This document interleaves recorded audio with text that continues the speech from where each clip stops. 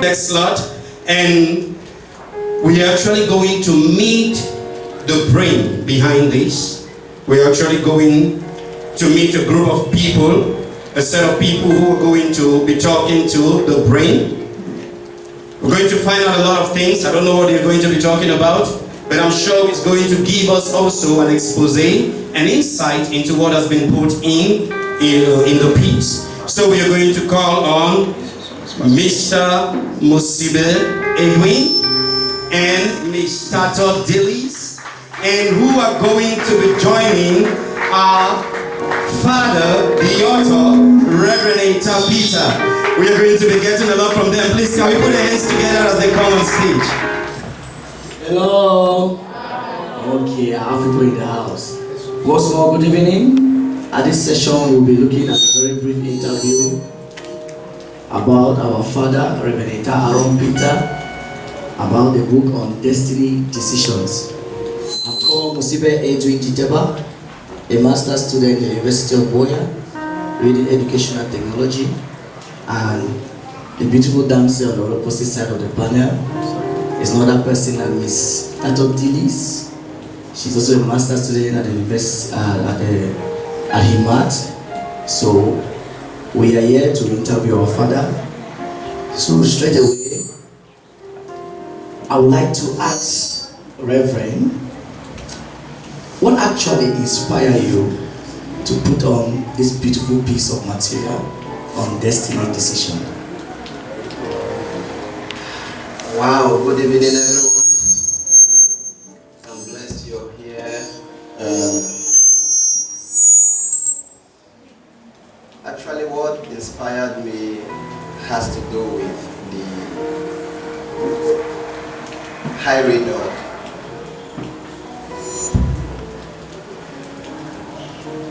confusions I see around our streets, our institutions, our nations, and the life of the young people, especially, and more especially the young people.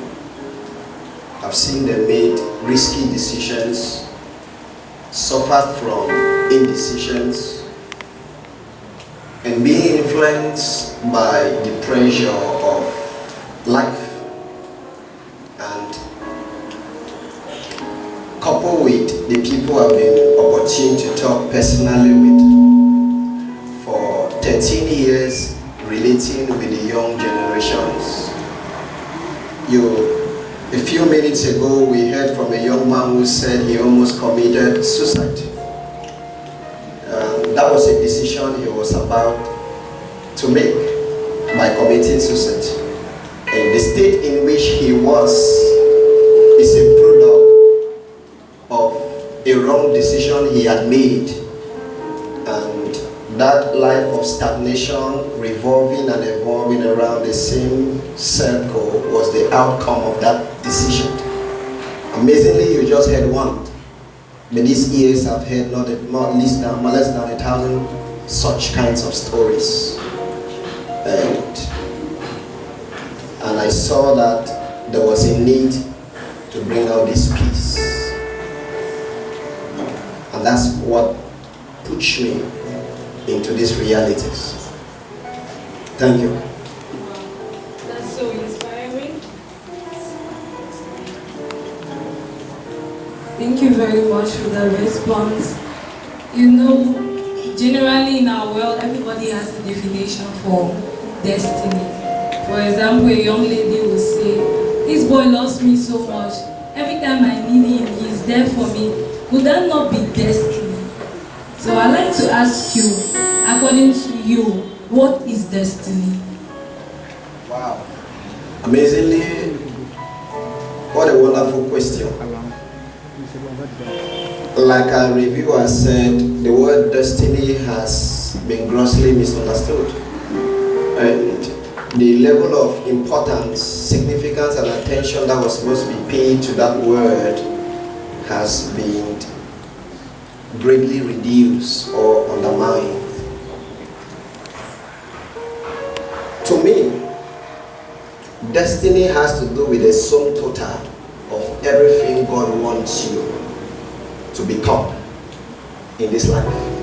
What He wired you and what He shaped you, the path that He shaped you to become in this life, your final end, the final destination, what you are to become and where you are to end, that path, that mapped out path of life is what I call destiny.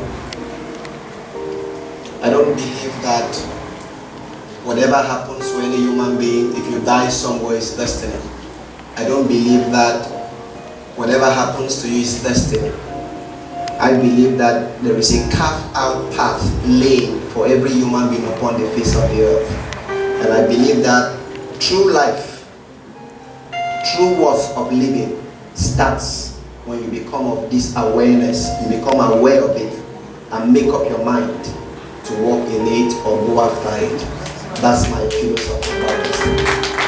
Wow, that was very deep, Reverend. In the same vein, I would like to also ask, what are some of the major destiny decisions that you made that actually turn your life around? Wow, it's very exciting. What you see here is not accidental. There are thousands of people out there online watching us and following us live from different angles of the world. I was a lost man, though I was going to school. My first destiny decision I made was knowing God. And that happened in 2003. That's second year in the university. That's when the real essence of life started with me. And this decision did a lot to me. And the second decision I made was in 2007, when I made up my mind to go after what God wanted me to do. Pursuing my life mission, my cause upon the face of the earth. I was going to school, it's true, but when I came to know God, it was a level. But when God revealed His eternal plan, His purpose, His will, His desire, what He wanted me to do upon the face of the earth and to live for, I finally made up my mind to go after it in 2007. And that's how I went. And I think that the next decision I made was probably the wife I got married to. That happens to be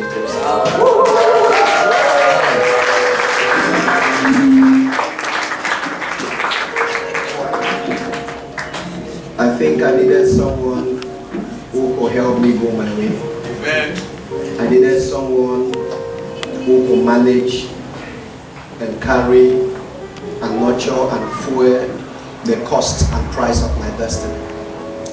For now, let me stop there. Thank you very much, Reverend. Looking at your decisions, you really made the decisions.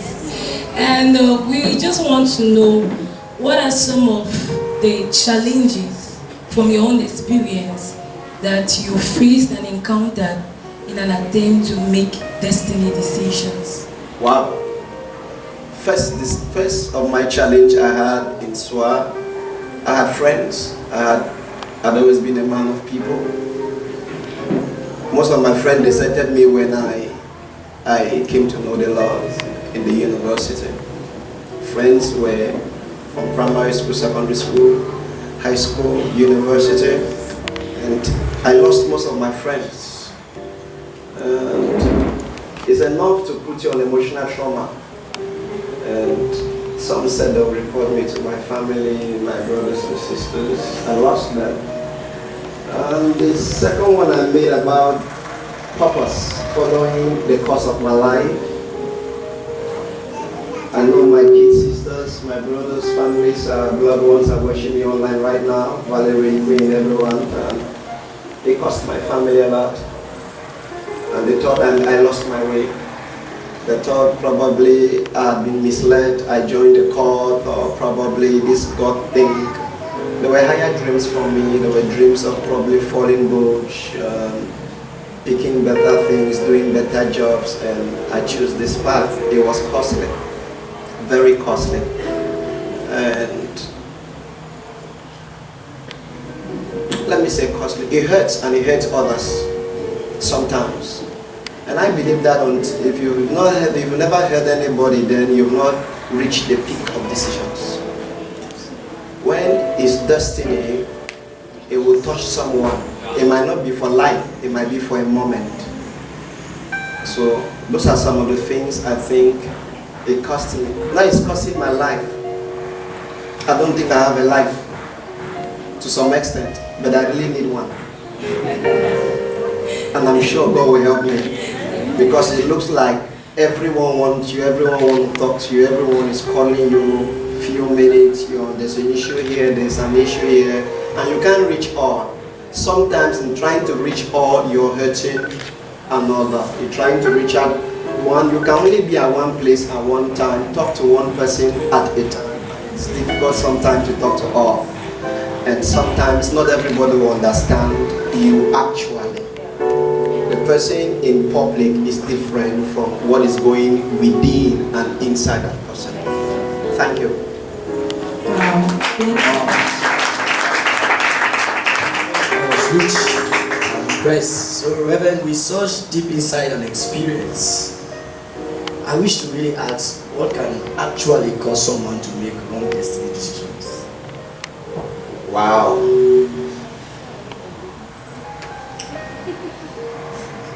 Peer pressure. I know 80% of the people in here are youths. Let me use your language. Peer pressure. For example, the young guy, the prodigal son, when I made a wrong decision by requesting for his own part of his father's inheritance. He was young. He was the youngest. The word youngest means that he was young. And he breached protocol. Because inheritance is first of all given to the firstborn, and that was a wrong decision. And Bible says he went and squandered it with his friends. That means he had friends that lured him into such pressure and all that. I had that kind of experience in my life. Around Form 3, Form 4, I had friends. Due to the home I came from, those moments, I lived with my mom. I came from a polygamous home, and I lived with my mom, and my dad was living with my stepbrother, my stepmom, and my stepbrothers and sisters. And certain times my friends in class would tell me that, "Are you sure that's your father?" Because it looks like my stepbrothers and sisters were always doing well, and they were fine. And the state at which we came to school, it doesn't look like that's the kind of person that is your father. And I was with my friends, most of them had money, I was their class prefect, and so some of them would probably take me out, buy some few things while we were in school, and then they showed me some of their money and then some of their things, and I began admiring their lives. I began looking at them, though I was very intelligent. Sometimes I would stay out of school. I always stop my class. I would stay out of school, go with them where they want to go, and it affected my results. I'd always been in between the first top 3 in school, in class. When I started following them down the drain, my results started sinking. Sinking and sinking from top 3 to probably 10, 20, 30. And I'd be here from 4. I went on trial, promoted on trial. It cost me, I almost lose it. I don't want to go ahead and say much, but that cost me. It did a lot. You know, when I came to Kimball, this my son here, I met him when I went to JHS Kimball. My elder brother and family had to take me out of Manfield because of the circle of people I had. Like this man would have been sitting here talking to you today. Maybe academically I've been out of school. So they had to disengage me from that social environment to a new environment to pick up the pieces of a broken and shattered academic life. And that's why I went to start molding the pieces of my life all over again. And and to bounce back up. Thank God I'm here today talking to you. Very simple. You can come from a not too privileged background or maybe a kind of experience. Be very careful. You might think you want to belong or compete and end up destroying the little that is left. Thank you. Wow, that was wonderful, Reverend. And still on the bone of contention here, Reverend, about wrong decisions. Is it really possible for someone who has been into making many wrong decisions to be fixed by a sound decision? If possible, how? Absolutely, yes. Yes. We serve a God that is a restorer. We serve a God that can turn things around. Like the case of the prodigal son, after he has wasted all what he had, he took one decision to knock him out of life. One decision to reduce his state of life, reduce his destiny, drag him to the ground, to a level where he was eating the food of pigs. That's how low he went. And it took another one decision to bring him back to place. They say he came back to his senses. Just one. One decision. He made one decision. And that decision began restoring his life after the other. So I believe that you must have made a lot of wrong decisions. There is a proverb that I've often used it for about 10 years, and I still want to use it again today. It's called the Chinese proverb. It says, no matter how far you have gone in the wrong direction, stop. Make a U-turn and go back. Find your course and start it. So it starts by you understanding that where you are products of wrong decisions. That consciousness will help you to retrace your steps and then make up your mind to want to start all over again and start again. And that course starts with God.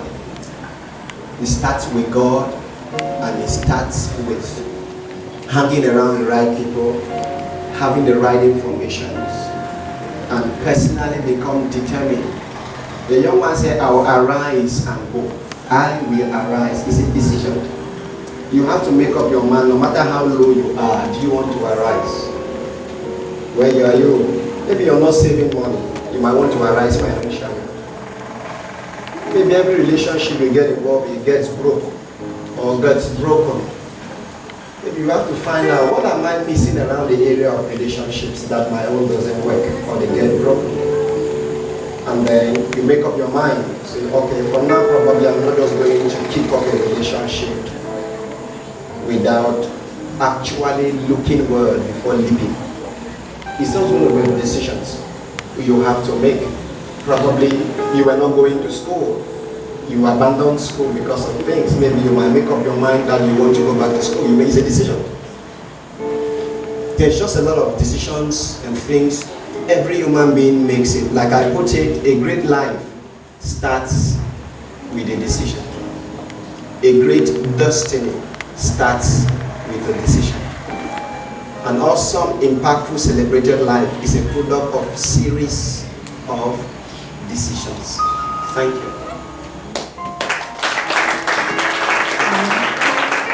That was powerful. You made a statement that matters me so much, and you talked about people who are at low levels of life because of maybe one or two major challenges.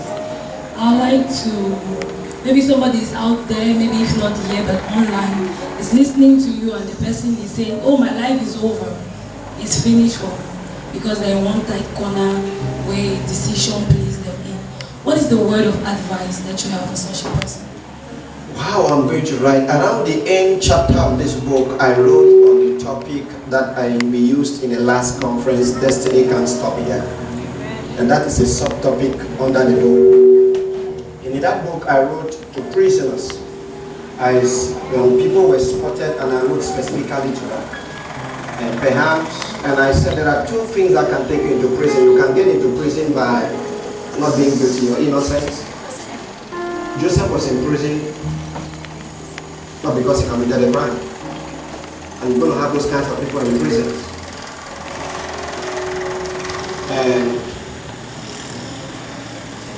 I said to them that you can be in prison and you still make impact.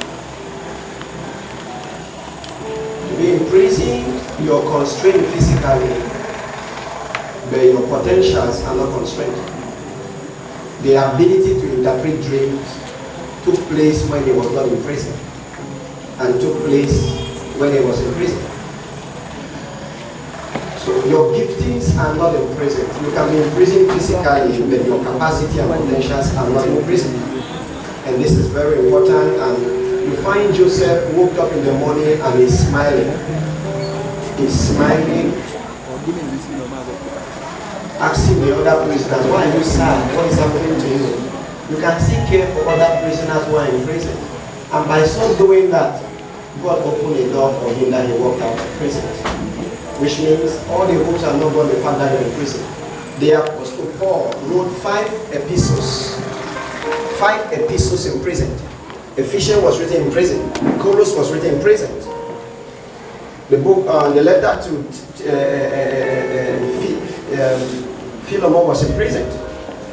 He was in prison physically, but he spent mentally. He was not in prison. His mind was not in prison, and he was feeding people who are not in prison. He was taking care of churches.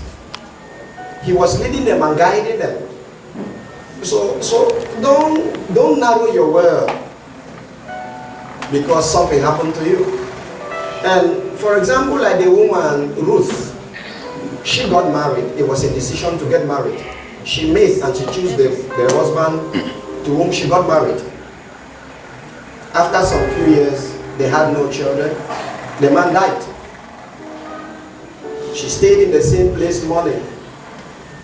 But she made a decision by following Naomi.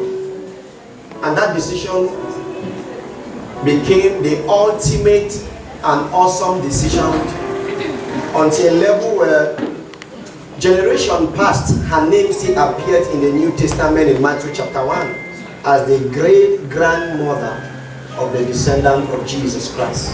That happened by the power and the force of the decision. And in fact, that decision hit the greatest success after a great fall she had had by losing her husband. So something can happen to you. It depends how you handle it, because that same thing that happened to you happened to others. And others handle it differently and they got different results. And you also can handle yours differently, and you can rewrite your future and rewrite your destiny. Therefore, there is a possibility of bouncing back. You can do it.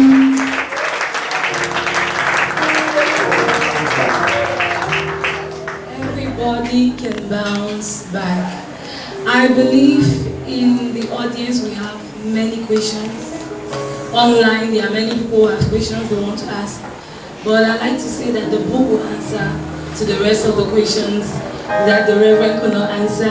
So get a copy, share with somebody, and make some destiny decisions. Thank you very much. Thank you.